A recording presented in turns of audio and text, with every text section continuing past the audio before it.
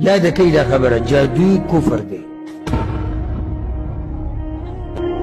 حدیث کې دا راځي چې څوک د جادوګر، کوډګر، نجومي، پالګر د ده خواله لاړ، صرف تپوس لا خبره ولا نه مني، صرف وایي چې ګوره مې الله ولا څلوېښت ورځې مونځ نه قبلوي.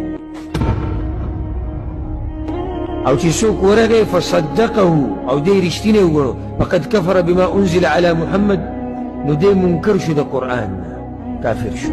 بعض خلک وایي زه د جادوګرانو خواله په دې ځم ځکه چې په ما باندې څه شوي دي، جادو شوي دي. نو جادو ګوره په جادو نشي کولول، اوس یو طرف ته کفر شوی، نو کفر په مقابله کې ته بیا کفر کوې. اوس معمولي د چا په پونده باندې ډړ شي،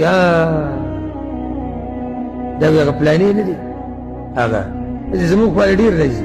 که چېرته معمولي کاروبار یې ګډ اوس کاروبار دی، نو رزق دی کله به ډېري کله به لږ، په یو ټول خو نه روان ټول که نه.